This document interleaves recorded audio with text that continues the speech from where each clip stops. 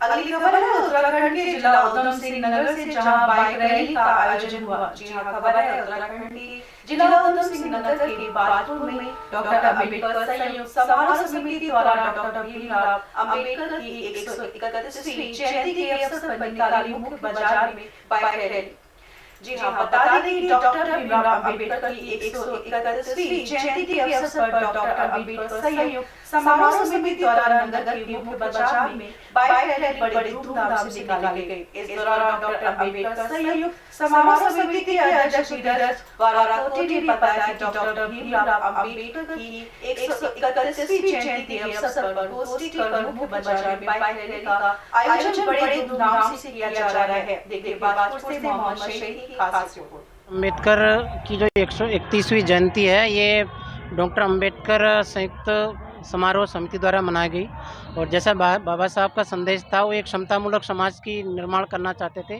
तो हम इस रैली के माध्यम से, इस जयंती के माध्यम से ये संदेश देना चाहते हैं कि सभी संभाव दृष्टि एक क्षमतामूलक समाज का निर्माण हो, सभी जो है एक सद्भाव से चलें और सब में एक वैज्ञानिक सोच हो और बाबा साहब के संविधान को जो है एक ऊंचाइयां मिले।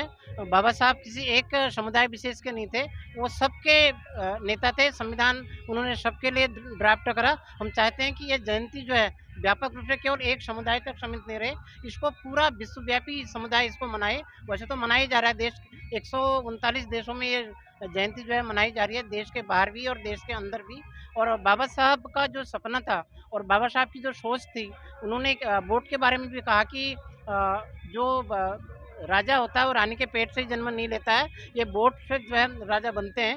तो हम ये संदेश देना चाहते हैं इस रैली के माध्यम से कि ये जो भारत का इस समय वर्तमान परिस्थितियां चल रही हैं, जो आदमी आदमी को बांटने की जो स्थिति पैदा हो गई है, लोग नफरत फैलाया जा रहा है। तो बाबा साहब जो है एक प्रेम का संदेश देना चाहते थे, महिला उत्थान का संदेश देना चाहते थे, एक क्षमतामूलक समाज, जाति विहीन समाज और सर्वजन हिताय सर्वजन सुखाय की बात करते थे। उस उद्देश्य को आगे बढ़ाते हुए ये रैली के माध्यम से भी और उनके विचार के माध्यम से भी, बाबा साहब के विचार तब भी उतने ही प्रासंगिक थे जितने आज प्रासंगिक हैं। तो हम उनके माध्यम से इस कारवां को हम आगे बढ़ाना चाहते हैं और ये रैली जो है आगे भी इसी रूप में जो है मनाती जाती रहेगी। जबकि 22 प्रतिज्ञा जो ली थी, उसमें हम एक्चुअली होता क्या है कि हम लोग बाबा साहब को तो मानते हैं, लेकिन बाबा साहब की सब लोग नहीं मान पाते हैं। तो हमारा ये कोशिश रहेगी, ये संकल्प रहेगा कि बाबा साहब की जो 22 प्रतिज्ञा हैं, कम से कम उनमें से सभी सब लोग अमल न भी करें तो धीरे धीरे जो है उस पर